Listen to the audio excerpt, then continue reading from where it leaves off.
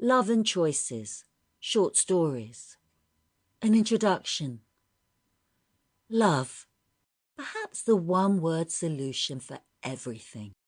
An emotion, a state of mind that we strive for, search for. A wondrous force that binds, inspires, and a force that can spin out of control, unbalanced and fragile. Love reflects, changes, and embraces us all. In this series, we explore the many facets of love through literary talents that span both time and country. There are times when love is not a revelation and a calling from one soul to another, but a carefully navigated path, or maybe a badly chosen path that decimates happiness. Which way will our literary leviathans take us? Inevitably, it will be more than one.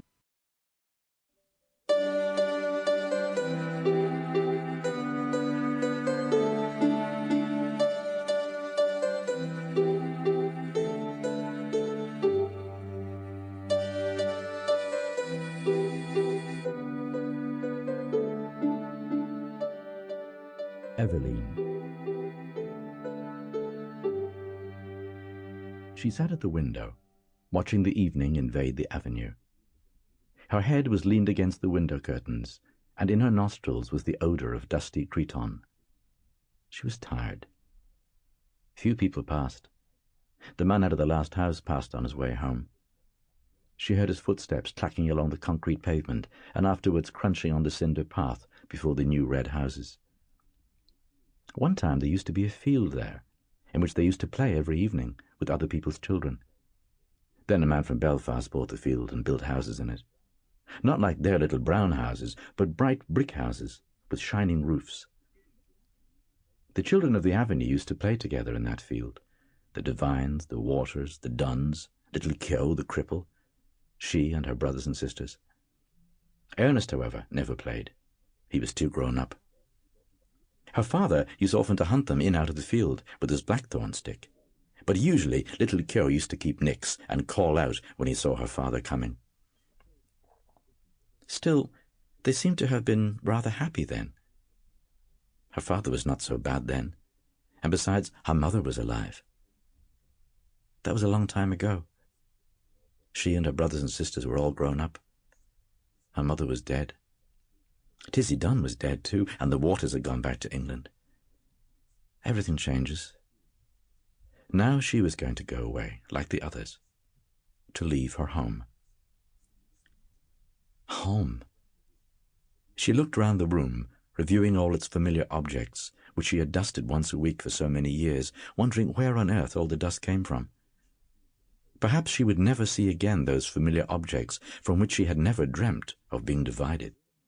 And yet, during all those years, she had never found out the name of the priest whose yellowing photograph hung on the wall above the broken harmonium, beside the coloured print of the promises made to Blessed Margaret Mary Alacoque.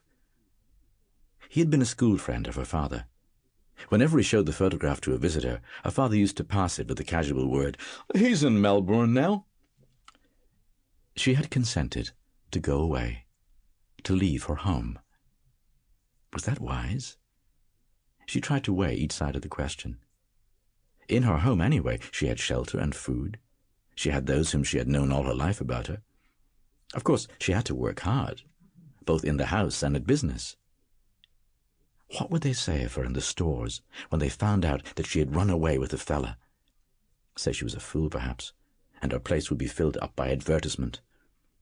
Miss Gavin would be glad. She had always had an edge on her, especially whenever there were people listening. "Miss Hill, don't you see those ladies are waiting? Look lively, Miss Hill, please." She would not cry many tears at leaving the stores.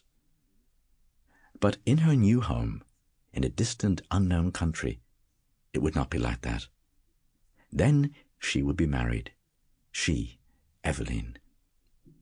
People would treat her with respect then. She would not be treated as her mother had been. Even now, though she was over 19, she sometimes felt herself in danger of her father's violence. She knew it was that had given her the palpitations. When they were growing up, he had never gone for her like he used to go for Harry and Ernest, because she was a Sample complete. Ready to continue?